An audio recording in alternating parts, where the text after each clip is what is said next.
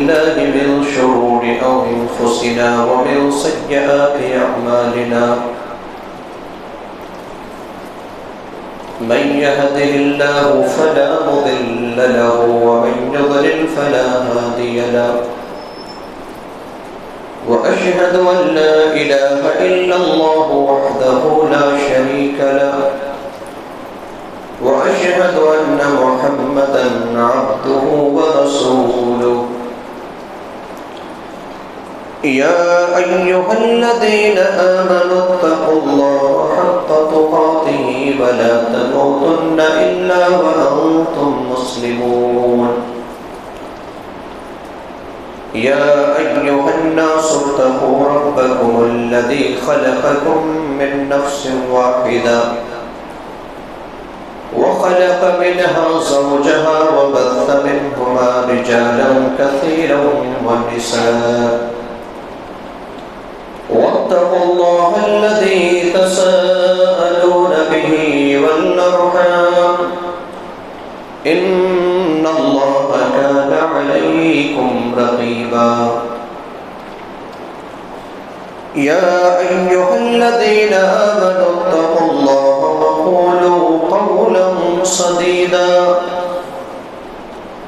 يصلح لكم أعمالكم ويغفر لكم ذنوبكم ومن يطع الله ورسوله فقد فاز فوزا عظيما أما بعد فإن خير الحديث كتاب الله وخير الهدي هدي محمد صلى الله عليه وسلم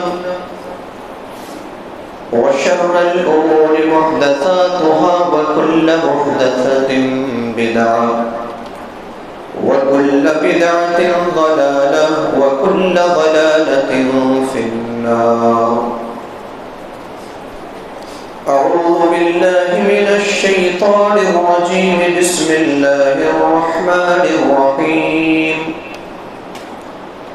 والفجر وليال عشر وقال النبي صلى الله عليه وسلم ما العمل في أيام العشر أفضل منها في هذه قالوا ولا الجهاد قال ولا الجهاد إلا رجل خرج يخاطر بنفسه وماله فلم يرجع بشيء رواه البخاري رب اشرح لي صدري ويسر لي أمري واحلل عقدة من لساني يفقهوا قولي اللهم رب زدني علما آمين. معزز حاضرین جوان، بزرگوں، عزیز ساتھیوں، پیارے بچوں اور پردہ نشین خواتین اسلامی ماں اور بہنوں، مہینہ کی مناسبت سے آج کے جمعہ خطبہ کا عنوان ہے عشرہ ذی الحجہ اور مسائل قربانی. گویا کہ اس عنوان کا دو پہلو ہے، ایک ذی الحجہ مہینے کے 10 دن کے بارے میں اور دوسرا پہلو ہے قربانی کے مسائل کے بارے میں. جو باتیں ابھی آپ کے سامنے رکھی جائیں گی انہی باتوں پر آپ اکتفا نہ کریں، کیونکہ وقت کی قلت کی وجہ سے تمام باتوں کو آپ کے سامنے بیان نہیں کی جا سکتی ہے. لہذا اگر کسی کے ذہن میں کوئی سوال ہوگا تو انشاءاللہ رابطہ کر سکتے ہیں، چاہے وہ عشرہ ذی الحجہ کے بارے میں ہو یا مسائل قربانی کے بارے میں ہو. یہ جو ذی الحجہ کا مہینہ چل رہا ہے اس کی بڑی اہمیت کتاب و سنت کے اندر ہے. سورۃ الفجر میں اللہ تبارک و تعالیٰ نے ارشاد فرمایا والفجر ولیال عشر، قسم ہے فجر کی اور 10 راتوں کی. اور اکثر مفسرین اکرام فرماتے ہیں کہ 10 راتوں سے مراد عشرہ ذی الحجہ ہے، یعنی ذی الحجہ مہینے کی پہلی تاریخ سے 10 تاریخ تک ان دنوں کی اللہ رب العالمین نے قسم کھائی، اور اللہ جس چیز کی قسم کھاتا ہے اس کی اہمیت بڑھ جاتی ہے۔ آئیے ہم دیکھتے ہیں کہ احادیث کے اندر اس کا کیا ثبوت ملتا ہے۔ سب سے پہلی حدیث جو امام بخاری رحمہ اللہ نے ابن عباس رضی اللہ عنہما سے نقل کیا، اور 969 نمبر کی حدیث ہے۔ اللہ کے رسول صلی اللہ علیہ وسلم نے فرمایا کہ اس روئے زمین کے اندر جتنے بھی دن ہیں، ان دن میں انسان عمل کرتا ہے، لیکن ان 10 دنوں میں جو عمل کرتا ہے اس عمل کا کوئی مقابلہ نہیں، یعنی یہ عمل ان 10 دنوں میں کیے جانے والے عمل زیادہ فضیلت کا حامل ہے۔ تو لوگوں نے کہا اللہ کے رسول، اگر کوئی انسان 10 دنوں کے لیے جہاد میں نکلے تو کیا ان دنوں کی بھی زیادہ اہمیت ان کے مقابلے میں نہیں ہے؟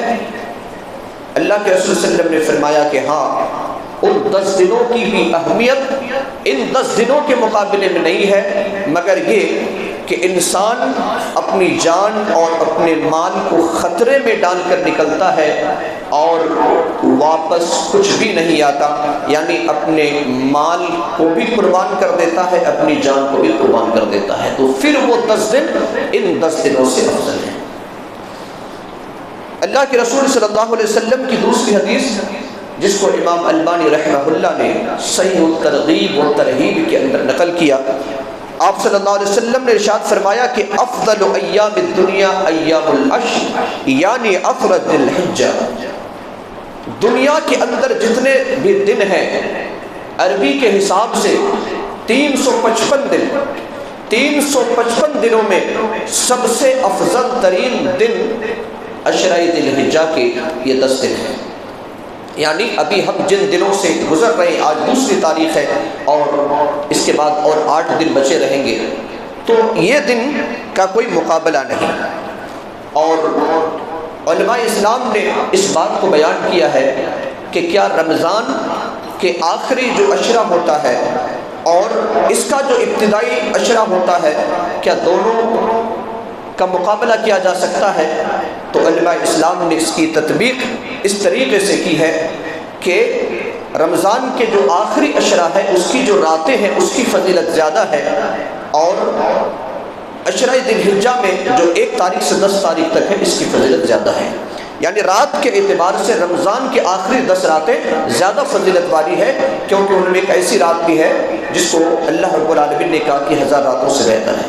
اور دن کے متعلق یہ جو 1 تاریخ سے 10 تاریخ تک ہے اس کی زیادہ فضیلت ذی الحجہ مہینے کی ہے۔ اس کی اہمیت کا پتہ آپ اس بات سے لگا سکتے ہیں کہ اللہ تبارک و تعالیٰ نے انہی 10 دنوں میں سے 9 تاریخ کو یوم عرفہ مقرر کیا، اور یوم عرفہ جو حاجیوں کے لیے ایک اہم حج کا ایک اہم رکن قرار دیا، بلکہ آپ صلی اللہ علیہ وسلم نے یہاں تک فرمایا کہ یوم عرفہ، عرفات کے میدان میں وقوف کرنا ہی دراصل حج ہے، جس دن اللہ تبارک و تعالی تمام حاجیوں کی مغفرت فرماتا ہے۔ اسی طریقے سے اس دن کی فضیلت اللہ کے رسول صلی اللہ علیہ وسلم نے مزید وضاحت کرتے ہوئے فرمایا، سنن ابو داؤد حدیث نمبر 1765، ان اعظم الایام عند اللہ یوم النحر، یعنی عظیم ترین دن اللہ کے نزدیک، اللہ تبارک و تعالیٰ کے نزدیک اس مہینے کی 10 تاریخ ہے۔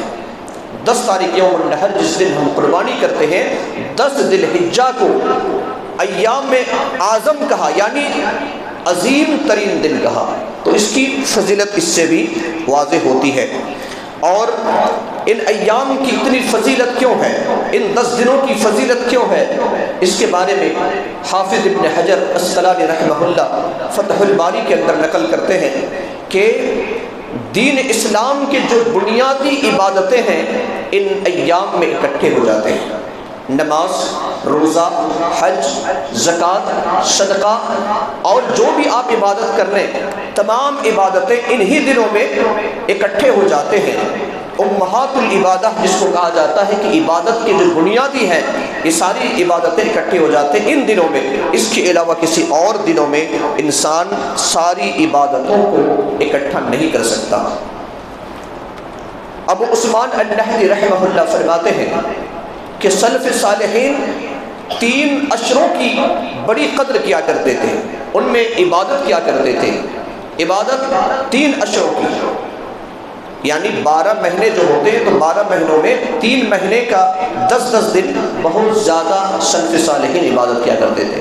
ان میں سے رمضان کا آخری عشرہ اور ذی الحجہ مہینہ کا پہلا عشرہ اور محرم الحرام کا پہلا عشرہ، یعنی رمضان کے جو 21 تاریخ سے 29 یا 30 تاریخ تک اس میں بہت زیادہ عبادتیں کیا کرتے تھے، اور اسی طریقے سے ذی الحجہ مہینے کی پہلی تاریخ سے 10 تاریخ تک بہت زیادہ عبادتیں کیا کرتے تھے، اور اسی طریقے سے اس کے بعد والا جو عربی اعتبار سے پہلا مہینہ ہے محرم کا، اس مہینے کی پہلی تاریخ سے 10 تاریخ تک زیادہ عبادتیں کیا کرتے تھے۔ اب ہمیں دیکھنا ہے کہ ان ایام میں ہمیں کون سے عمل ہیں جو مستحب ہیں۔ اللہ رب العالمین نے جنہیں توفیق دی ہے وہ سب سے پہلا کام ہے حج، جس کو حج مبرور کہا جاتا ہے۔ اگر کوئی حج مبرور کرتا ہے تو حج مبرور کا بدلہ سوائے جنت کے کچھ اور نہیں ہے۔ اللہ رب العالمین سے دعا ہے کہ اللہ تبارک و تعالی ہم سب کو حج مبرور نصیب فرمائے، آمین۔ اسی طریقے سے دوسرا جو کام ہے وہ روزہ رکھنا ہے۔ روزہ رکھنا اللہ کے رسول صلی اللہ علیہ وسلم کے ازواج مطہرات میں سے بعض سے روایت ہے آپ صلی اللہ علیہ وسلم کے بارے میں کہ کان رسول اللہ صلی اللہ علیہ وسلم یصوم 9 ذی الحجہ ویوم عاشوراء و3 ایام فی کل شہر۔ اللہ کے رسول صلی اللہ علیہ وسلم عشرہ ذی الحجہ کے 9 تاریخ تک روزہ رکھا کرتے تھے، یعنی 1 تاریخ سے لے کر کے 9 تاریخ تک روزہ رکھا کرتے تھے، اور یوم عاشوراء 10 محرم کا روزہ رکھا کرتے تھے، اور ہر مہینے 3 دن جو ایام 20 کے ہیں وہ 3 دن روزہ رکھا کرتے تھے۔ سنن ابو داؤد حدیث نمبر 2437 میں موجود ہے۔ اسی طریقے سے اگر کوئی ان 9 دنوں میں روزہ نہیں رکھ رہا ہے تو کم سے کم یوم عرفہ جو 9ویں تاریخ ہے، یعنی قربانی کرنے سے 1 دن پہلے روزہ رکھے، اور اس کی بھی بڑی فضیلت ہے۔ اللہ کے رسول صلی اللہ علیہ وسلم سے جب پوچھا گیا کہ یوم عرفہ کا ہم روزہ رکھیں گے، یعنی ذی الحجہ مہینے کی 9 تاریخ کو روزہ رکھیں گے تو اس کا کیا فائدہ ہے، آپ صلی اللہ علیہ وسلم نے فرمایا صوم یوم عرفہ احتسب علی اللہ ان یکفر السنۃ التي قبلہ والسنۃ التي بعدہ۔ صحیح مسلم 1162 نمبر کی حدیث۔ اللہ کے رسول صلی اللہ علیہ وسلم نے فرمایا کہ یوم عرفہ کا روزہ کے بارے میں مجھے امید ہے، مجھے گمان ہے کہ اللہ تبارک و تعالیٰ 1 سال اگلے اور 1 سال پچھلے 2 سال کے گناہوں کو مٹا دے گا، یعنی 1 روزہ 2 سال کے گناہوں کا کفارہ ہے۔ اسی طریقے سے اس میں جو عام طور پر عمل ہے وہ ہے محبوب ترین عمل، چونکہ یہ محبوب ترین دن ہے، محبوب ترین عشرہ ہے اور اعظم دین ہے، تو ہماری ذمہ داری کیا ہے؟ اللہ کے رسول صلی اللہ علیہ وسلم نے فرمایا، جس کو امام احمد ابن حنبل نے نقل کیا، آپ صلی اللہ علیہ وسلم نے فرمایا کہ ان دنوں میں کثرت سے ذکر کیا کرو، کثرت سے ذکر کیا کرو، بطور خاص تحلیل یعنی لا الہ الا اللہ، تکبیر یعنی اللہ اکبر، تحمید یعنی الحمدللہ، ان کلمات کو کثرت سے ادا کیا کرو۔ اللہ کے رسول صلی اللہ علیہ وسلم نے ہمیں تعلیم دی ہے، اور یہی وجہ ہے کہ خاص طور سے عبداللہ ابن عمر رضی اللہ عنہما اور سیدنا ابو ہریرہ رضی اللہ عنہ یہ دونوں بازار کی طرف جایا کرتے تھے ان ایام میں، اور تکبیرات کے جو کلمات ہوتے بآواز بلند ادا کیا کرتے تھے۔ لہٰذا ان دنوں میں 1 تاریخ سے لے کر کے 13ویں تاریخ کے عصر کی نماز تک تکبیرات کے جو کلمات ہیں اللہ اکبر لا الہ الا اللہ واللہ اکبر وللہ الحمد، اسی طریقے سے صرف الحمدللہ یا صرف لا الہ الا اللہ یا صرف اللہ اکبر، ان کلمات کو بھی ادا کیا جا سکتا ہے۔ تو یہ اس کے علاوہ صدقہ و خیرات ان ایام میں کر سکتے ہیں، توبہ و استغفار کرنا ہے، قرآن کی تلاوت اور بہت سارے اذکار ہیں یا بہت ساری عبادتیں ہیں جس کو آپ انجام دے سکتے ہیں۔ ایک پہلو جو تھا عشرۂ ذی الحجہ کے بارے میں کہ اس کی فضیلت کیا ہے اور اس کے مستحب عمل کیا ہے۔ دوسرا جو پہلو ہے وہ نہایت اہم اور وہ ہے مسائل قربانی۔ مسائل قربانی یعنی قربانی کے مسئلہ، قربانی کے مسئلہ بیان کرنا اس لیے ضروری ہے کہ بہت سارے لوگ اس مسائل سے واقف نہیں ہیں۔ پہلی بات یہ جان لے کہ قربانی کیا واجب ہے یا سنت ہے۔ بعض لوگ کہتے ہیں کہ یہ واجب ہے اور بعض لوگ کہتے ہیں کہ یہ سنت ہے، اور دونوں اپنی طرف سے دلیل پیش کرتے ہیں۔ مثال کے طور پر جو کہتے ہیں کہ قربانی واجب ہے تو ایک حدیث کو پیش کرتے ہیں جو سنن ابن ماجہ حدیث نمبر 3123 سیدنا ابو ہریرہ رضی اللہ عنہ سے مروی ہے۔ وہ کیا کہتے ہیں کہ اللہ کے رسول صلی اللہ علیہ وسلم نے ارشاد فرمایا من کان لہ ساعۃ ولم یضحِ فلا یقربن مصلانا، کہ جو شخص کو استطاعت ہو اس کے باوجود قربانی نہ کر رہا ہو تو فلا یقربن مصلانا، ہماری عیدگاہ میں وہ نہ آئے، ہماری عیدگاہ سے وہ دور رہے۔ تو اللہ کے رسول صلی اللہ علیہ وسلم نے کہا کہ استطاعت کے باوجود اگر کوئی قربانی نہیں کرتا ہے تو اسے گویا کہ عید الاضحیٰ نماز پڑھنے کی ضرورت نہیں ہے۔ تو اس وجہ سے بعض علماء نے کہا ہے کہ یہ واجب ہے، بعض علماء کہتے ہیں کہ نہیں یہ واجب نہیں بلکہ یہ سنت ہے۔ بلکہ امام بخاری رحمہ اللہ ایک باب نقل کرتے ہیں اور اس باب کا نام ہے باب سنت الاضحیہ، باب سنت الاضحیہ یعنی قربانی سنت ہونے کا بیان۔ تو گویا کہ امام بخاری رحمہ اللہ کا یہ مسلک ہے کہ یہ قربانی واجب نہیں بلکہ سنت ہے، اور صرف انہوں نے اسی پر اکتفا نہیں کیا بلکہ انہوں نے ایک حدیث کو نقل کی، حدیث جو صحیح بخاری 5545 میں برا ابن عازب رضی اللہ عنہ سے مروی ہے۔ حدیث کا حصہ یہ ہے اللہ کے رسول صلی اللہ علیہ وسلم نے فرمایا کہ ہم عید الاضحیٰ کے دن سب سے پہلے نماز پڑھتے تھے اور اس کے بعد قربانی کرتے تھے۔ نماز پڑھتے تھے پھر بعد میں کیا کرتے؟ قربانی کرتے۔ پھر کیا فرمایا نبی صلی اللہ علیہ وسلم نے فقد اصاب سنتنا، جس نے ایسا کیا اس نے ہماری سنت کو پا لیا۔ تو یہ نبی صلی اللہ علیہ وسلم نے کیا کہا؟ ہماری سنت کو، گویا کہ یہ قربانی کرنا کیا ہے؟ سنت ہے۔ اس ضمن میں امام ترمذی رحمہ اللہ کیا فرماتے ہیں؟ امام ترمذی رحمہ اللہ فرماتے ہیں الدلیل علی ان الاضحیۃ سنت، یعنی یہ حدیث اس بات پر دلیل ہے کہ قربانی کرنا یہ سنت ہے، یہ واجب نہیں ہے بلکہ سنت ہے۔ لیکن یہ ایک ایسی سنت ہے جس کو ہم سنت مؤکدہ کہیں گے۔ اسی طریقے سے دو شیخین یعنی سیدنا ابو بکر صدیق رضی اللہ عنہ اور سیدنا عمر فاروق رضی اللہ عنہ، ان کی سیرت پڑھیں گے تو پتہ چلے گا کہ کبھی کبھی یہ دونوں جو نبی صلی اللہ علیہ وسلم کے خاص صحابی ہیں یہ دونوں کسی سال قربانی نہیں بھی کرتے تھے، استطاعت کے باوجود قربانی نہیں کرتے تھے۔ کون؟ ابو بکر صدیق رضی اللہ عنہ اور عمر فاروق رضی اللہ عنہ، اور وجہ بتایا کرتے تھے کہ ہم اس وجہ سے قربانی نہیں کرتے تاکہ لوگ اس کو واجب نہ سمجھ لیں، کیونکہ یہ واجب نہیں بلکہ کیا ہے؟ سنت ہے۔ ابو بکر جیسی شخصیت کبھی کبھار قربانی کرنا چھوڑ دیتے تھے، عمر فاروق رضی اللہ عنہ جیسی شخصیت کبھی کبھی قربانی کرنا چھوڑ دیتے تھے۔ اور بعض صحابی کے بارے میں آتا ہے، اور اس صحابی کا نام مجھے عین وقت پر یاد نہیں، وہ صحابی رسول خود سنت یعنی قربانی نہیں کرتے تھے کسی سال، اور وجہ بیان کرتے کہ میرے پاس استطاعت ہے، میرے پاس مال اور دولت کی کوئی کمی نہیں ہے، لیکن میں اس کے باوجود قربانی نہیں کر رہا ہوں اس وجہ سے کہ لوگ اس کو ضروری عمل نہ سمجھ لیں، یہ واجب عمل نہ سمجھ لیں بلکہ یہ کیا ہے؟ ایک سنت ہے۔ اب ہم دیکھیں گے کہ مسائل قربانی میں قربانی سے متعلق چند شرائط ہیں، چند شرائط کو ملحوظ رکھیں اور آپ اس کو قربانی کریں۔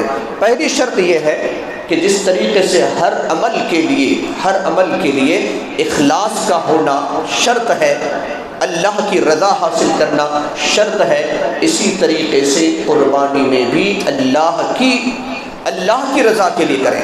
اللہ تبارک و تعالیٰ نے بطور خاص قربانی کا ذکر کیا، सूरत अल-हज आयत नंबर 37 में कि लन यनाला अल्लाह लुहुमुहा वला दिमाउहा वलाकिन यनालुहु तक़वा मिनकुम।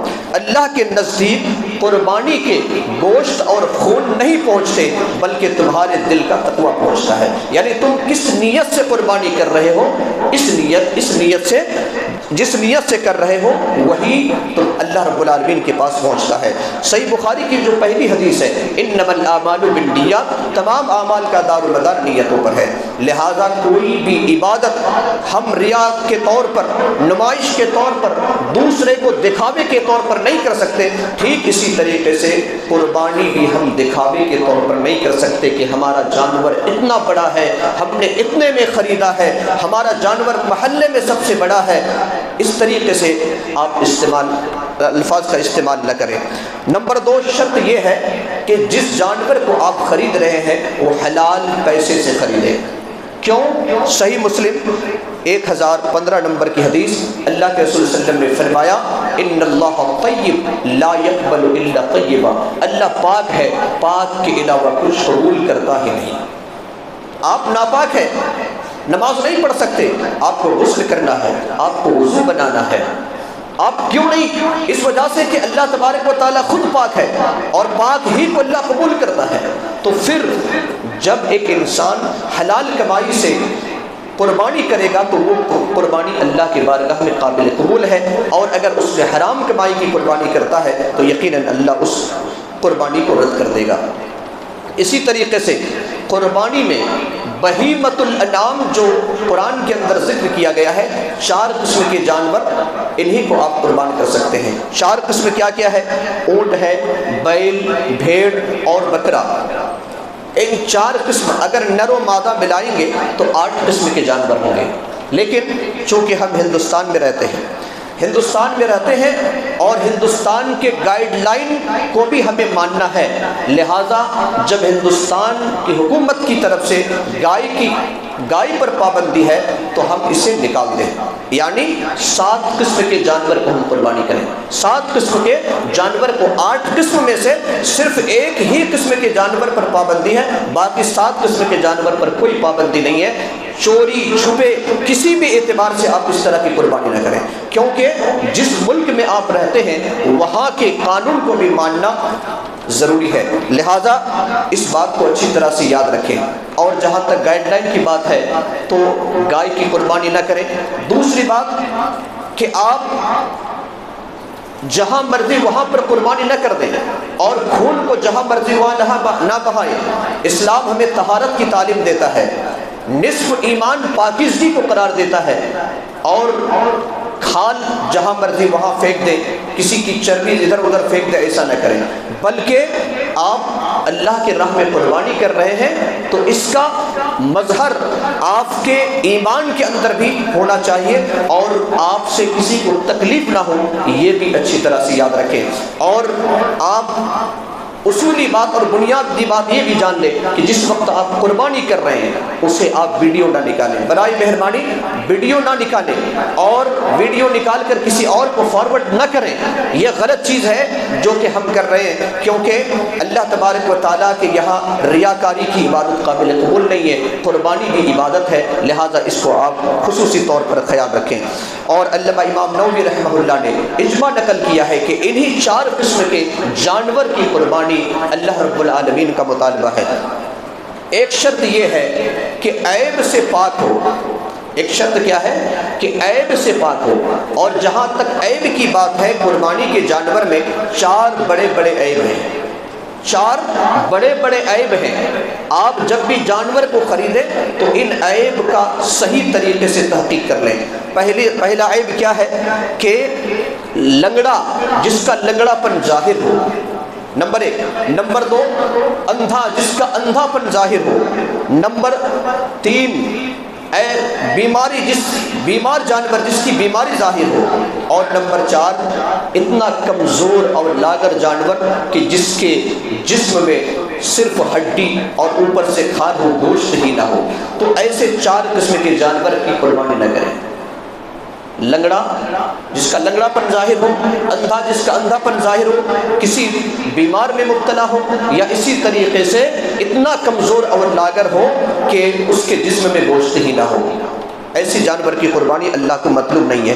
اس کے علاوہ کان کٹا ہوا، سینگ کا ٹوٹا ہوا، ہونٹ کا کٹا ہوا، دم اور اسی طریقے سے بہت بوڑھا جانور، ان سے بھی پرہیز کرنا چاہیے۔ اگر کوئی مجبوری ہے تو وہ الگ مسئلہ ہے۔ اس میں اور ایک مسئلہ یہ ہے کہ قربانی کا جانور جس کو آپ خرید رہے ہیں 2 دانت کا ہونا بھی شرط ہے۔ اللہ کے رسول صلی اللہ علیہ وسلم نے کہا، مسنہ کا لفظ استعمال کیا کہ مسنہ جانور ہی کی قربانی کرو۔ اگر مسنہ جانور کسی کو نہیں مل رہا ہے، 2 دانتا جانور نہیں مل رہا ہے، 2 دانت کا مطلب پیدائشی دانت نہیں، وہ دانت ٹوٹنے کے بعد دوسرے دانت جو نکلے اس کو کہا گیا ہے مسنہ۔ اگر 2 دانت کا جانور نہیں مل رہا ہے تو اللہ کے رسول صلی اللہ علیہ وسلم نے کہا کہ 1 سال کا جزع بھیڑ، 1 سال کا ایک انسان بھیڑ کی قربانی کر سکتا ہے، جس کو ہم بکرا کہتے ہیں، تو 1 سال کی قربانی آپ کر سکتے ہیں۔ تو ان چیزوں کو آپ اچھی طرح سے یاد رکھیں۔ یہاں ایک مسئلہ اور ہے، وہ یہ کہ میت کی طرف سے قربانی کرنا جائز ہے یا نہیں، یہ بہت سے مسئلہ ہے۔ تو اس میں یاد رکھیں کہ اس کی 3 شکلیں ہوں گی۔ میت کی طرف سے قربانی کرنے کی 3 شکلیں ہوں گی۔ پہلی شکل، میت جن کا انتقال ہو گیا ہے، چاہے والد ہو، والدہ ہو، شوہر ہو، بیوی ہو، بھائی بہن، جس کا بھی انتقال ہوا ہے، اگر اس نے وصیت کی ہے کہ میرے انتقال کے بعد میری طرف سے قربانی کرنا ہے تو پھر آپ کو کرنا ہے، کیونکہ وصیت ہے، وصیت ہے، چاہے وہ آپ کو زندگی بھر کی وصیت کرے، چاہے 2 سال کی وصیت کرے، چاہے 1 سال کی وصیت کرے، اس وصیت کے مطابق آپ کو قربانی کرنی ہے اگر مرنے سے پہلے انہوں نے وصیت کی ہے تو۔ دوسرا جو مسئلہ ہے وہ یہ کہ ایک انسان صرف میت کی طرف سے قربانی کر رہا ہے، صرف میت کی طرف سے، میں اپنے باپ کی طرف سے یا اپنے ماں کی طرف سے قربانی کر رہا ہوں، اس میں زندہ آدمی کو شامل نہیں کیا جا رہا ہے، تو اس بارے میں علماء کا اختلاف ہے، اور زیادہ تر علماء کا یہ کہنا ہے کہ میت کی طرف سے خصوصی طور پر قربانی کرنا درست نہیں ہے، قربانی کرنا جائز نہیں ہے، کیونکہ جتنے بھی حدیثیں میت کی طرف سے قربانی کی ہے وہ تمام حدیثیں ضعیف ہیں، ایک بھی درجہ حسن یا صحت تک وہ حدیث نہیں پہنچتی ہے کہ اس پر عمل کیا جائے، لہذا خصوصی طور پر صرف میت کی طرف سے قربانی کرنا درست نہیں ہے۔ اسی طریقے سے تیسری شکل کیا ہے کہ ایک آدمی قربانی کر رہا ہے لیکن وہ قربانی زندہ کو بھی شامل کر رہا ہے اور مردہ کو بھی شامل کر رہا ہے، تو یقیناً اگر ایک انسان ایک بکرا خریدتا ہے اور اس میں زندے کو بھی شامل کر رہا ہے، مردوں کو بھی شامل کر رہا ہے، تو یقیناً ایسی قربانی جائز اور درست ہے، یعنی جس میں مردہ اور زندہ دونوں کو شامل کیا جا رہا ہے تو اس کی قربانی جائز ہے، اور اس کے بارے میں نبی صلی اللہ علیہ وسلم کی حدیث بھی موجود ہے۔ لہٰذا ان 3 شکلوں میں پہلی اور آخری شکل جو بتایا یہ 2 جائز شکل ہے، اور صرف میت کی طرف سے قربانی کرنا یہ درست اور جائز نہیں ہے۔ آخری مسئلہ بتا کر اپنی بات کو ختم کروں گا، اور وہ یہ ہے کہ ایک جانور میں کتنے آدمی شریک ہو سکتے ہیں، ایک جانور میں کتنے آدمی شریک ہو سکتے ہیں۔ دیکھیے، اگر کوئی انسان اپنی طرف سے ایک سے زائد قربانی کرنا چاہتا ہے تو کر سکتا ہے۔ اللہ کے رسول صلی اللہ علیہ وسلم کے بارے میں آتا ہے، حجۃ الوداع کے موقع پر آپ نے 100 اونٹوں کی قربانی کی۔ کتنے؟ 100 اونٹوں کی قربانی کی، 1 2 نہیں، 100 اونٹوں کی قربانی کی، اور آپ نے اپنے ہاتھ سے 63 اونٹوں کو ذبح کیا، اور سیدنا علی رضی اللہ عنہ کو باقی 37 اونٹ ذبح کرنے کا حکم دیا۔ تو اس سے کیا پتہ چلتا ہے کہ اگر 1 سے زائد انسان قربانی کرنا چاہے تو کر سکتا ہے، لیکن کیا ایک جانور ایک پورے اہل خانہ کی طرف سے کافی ہے یا نہیں؟ بعض لوگ کہتے ہیں کہ نہیں، ایک جانور ایک ہی آدمی کی طرف سے، اس کے بارے میں دلیل میں آپ کے سامنے پیش کرتا ہوں، جس کو امام ترمذی رحمہ اللہ نے نقل کیا ہے۔ اس حدیث کے راوی عطا ابن یسار رحمہ اللہ ہے۔ عطا ابن یسار رحمہ اللہ، حدیث نمبر 1505۔ عطا ابن یسار رحمہ اللہ ایک تابعی ہے، ایک مشہور صحابی سیدنا ابو ایوب انصاری رضی اللہ عنہ سے سوال کرتے ہیں۔ سوال کیا ہے کہ کیف کانت الضحایا علی عہد رسول اللہ صلی اللہ علیہ وسلم، عہد رسالت میں نبی صلی اللہ علیہ وسلم کے زمانے میں قربانی کس طرح ہوتی تھی؟ چونکہ ابو ایوب انصاری صحابی ہے، انہوں نے نبی صلی اللہ علیہ وسلم کے زمانہ کو دیکھا، انہوں نے جواب دیا فقال كان الرجل يضحي بالشاة عنهم وعن اهل بيته فيأكلون ويطعمون. ایک آدمی اپنی طرف سے اور اپنے گھر والے کی طرف سے ایک ہی بکرا کی قربانی کرتے تھے. یہ میری اور آپ کی بات نہیں ہے، آپ اس حدیث کو نوٹ کر لیں. جو کہتے ہیں نا ان کے لیے ہے یہ حدیث. امام ترمذی رحمہ اللہ نے 1505 نمبر کے اندر اس حدیث کو نقل کرتے ہیں. عطا ابن یسار نے جب پوچھا تو ابو ایوب انصاری نے جواب دیا کہ رسول اللہ صلی اللہ علیہ وسلم کے زمانے میں ایک بکرے سے اپنی طرف سے اور پورے خاندان کی طرف سے، پورے گھر والے کی طرف سے، اہل بیت ہی کا مطلب گھر والا، خاندان نہیں بلکہ پورے گھر والے کی طرف سے قربانی کیا کرتے ہیں. حتی تباہ الناس، یہاں تک کہ لوگوں میں فخر آ گیا. فصارت کما ترا، پھر وہ حالت آ گئی جو تم دیکھتے ہو کہ ہر انسان اپنی طرف سے قربانی کر رہا ہے. اللہ کے رسول صلی اللہ علیہ وسلم کے زمانے میں ایک بکرے کی قربانی ہوتی تھی جو گھر کا جو گارجن ہوتا تھا اس کی طرف سے، اور جو اس کے ضمن میں جتنے بھی لوگ رہتے تھے، چاہے اس کی ماں ہو، اس کی بیٹی ہو، اس کی بیوی ہو، اس کی بہن ہو، تمام کی طرف سے. اور اس قربانی میں یاد رہے کہ آپ مردہ کو بھی شامل کر سکتے ہیں، جو مرحوم ہیں ان کو بھی اس بکرے میں آپ شامل کر لیجئے. اللہ رب العالمین بہت بڑا ہے، سب کو اجر دینے والا ہے. لہذا یہ مسائل قربانی کے چند ضروری باتیں تھیں جو آپ کے سامنے میں نے رکھی ہے. اس کے علاوہ بھی کوئی سوال آپ کے ذہن میں رہ گیا ہو تو آپ رابطہ کر سکتے ہیں. اللہ تبارک و تعالیٰ سے دعا ہے کہ اللہ تبارک و تعالیٰ ہمیں اس عشرہ ذی الحجہ کے فضیلت کو حاصل کرنے کی توفیق عطا فرمائے، ہماری قربانی کو نبی صلی اللہ علیہ وسلم کی سنت کے مطابق ادا کرنے کی توفیق عطا فرمائے. اللہ ہماری ہر قسم کی عبادتوں کو قبول اور منظور فرمائے. اے اللہ ہمارے گناہوں، ہماری خطاؤں اور لغزشوں کو معاف فرما دے، ہمارے حسنات اور نیکیوں کو قبول فرما دے. اے اللہ ہمارے جو مرحومین اور مرحومات ہیں ان کی قبر کو نور سے منور فرما دے، انہیں جنت الفردوس میں اعلیٰ مقام نصیب عطا فرما. جو جس پریشان حال میں مبتلا ہے اے اللہ ان کی پریشانی کو دور فرما. جو بیمار ہے اے اللہ تُنہیں شفائے کاملہ اور صحت عاجلہ نصیب عطا فرما. اے اللہ ہمیں جب تک زندہ رکھ ایمان اور اسلام پر، اپنے پاس بلا ایمان اور اسلام پر. آمین. بارک اللہ لنا ولکم فی القرآن العظیم ونفعنا وإیاکم بالآیات